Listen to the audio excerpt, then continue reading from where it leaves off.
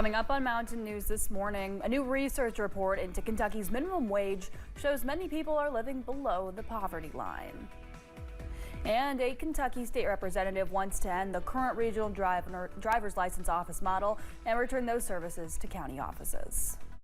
Dedicated to Eastern and Southern Kentucky, this is WYMT Mountain News this morning. Good morning. Happy Monday to you, Mountain family. I'm Amelia Lee here with you on this August 25th. We are quickly approaching 5 o'clock this morning, and it is time to check on in with meteorologist Megan Dusmal for a look at that forecast.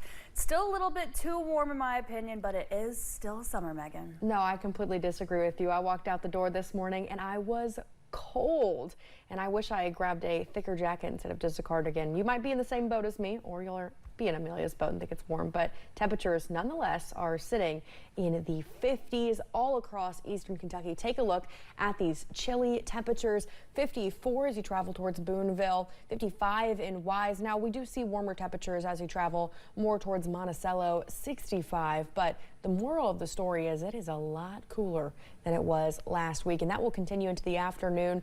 Lovely temperatures here, mid to upper 70s, and we'll continue on the 70s trend throughout the remainder of your week. We're going to hold on from now until Friday with the 70s. So there's the great news there. And we are nice and dry in terms of rain chances. Another trend that will continue throughout the week.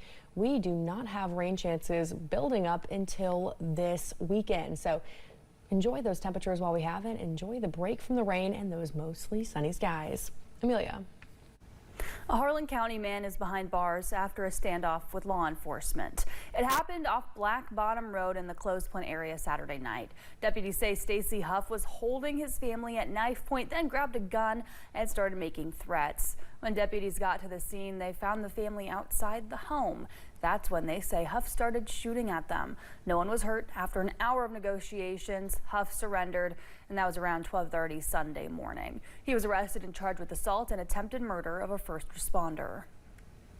A Boyd County teen was killed in a crash Saturday night. It happened at the intersection of Whites Creek Road and Friendship Road just before 10. Investigators say the car went off the road, flipped several times before coming to a stop and catching on fire. The Boyd County coroner says the driver wasn't wearing his seatbelt and was thrown from the car. He's been identified as 18-year-old Christopher Howie Wilkes.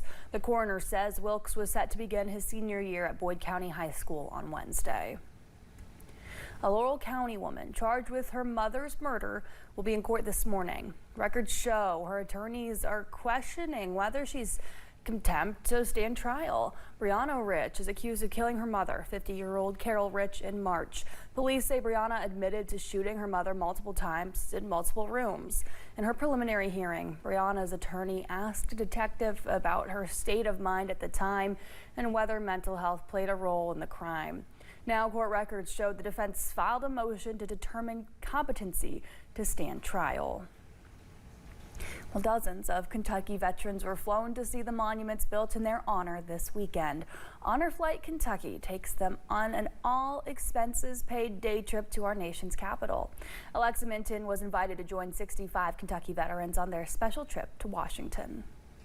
Over 60 Kentucky veterans had a once-in-a-lifetime opportunity this weekend to visit the nation's capital, not only to honor their lost comrades and loved ones, but also to be honored themselves. It's a lot more important now than it was when I was there. Veteran Alvin Gross is a Breathitt County, Kentucky native who served in one of the highest places of honor in the military, at the Tomb of the Unknown Soldier. He said, "What do you think about going to the tomb, girl?"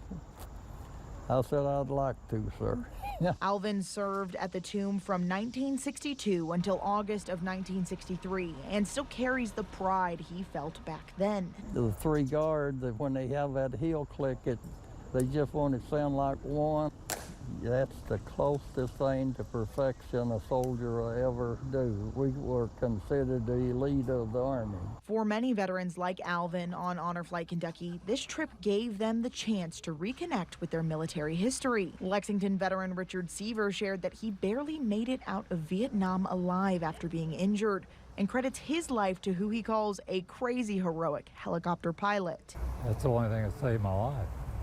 I mean, I could have bled out right there. Richard returned to the U.S. from the Vietnam War in a full-body cast, but he says he's blessed to have come home alive, and that it's through visiting memorials and monuments, as well as sharing stories with other servicemen and women, that we can honor those who sacrificed everything for our country. This trip is so special. Part of the reason is because of what you're talking about. Getting to talk to strangers that have had the same experience that I've had, and just relaying each other's stories and just getting to know them. It's thanks to Honor Flight Kentucky that these veterans got the chance to visit and share stories at those monuments and memorials that honor their sacrifice, including Alvin, who got the chance to relive that pride and perfection at the tomb of the unknown soldier, where he laid a wreath for our Kentucky veterans. If you meet another tomb guard, there's something special between them. I don't know what, but right off it's like you've known them all your life or something. And while every Kentucky veteran's experience was unique, every story told on Honor Flight Kentucky proves invaluable to not only Kentucky state history, but also to the nation's.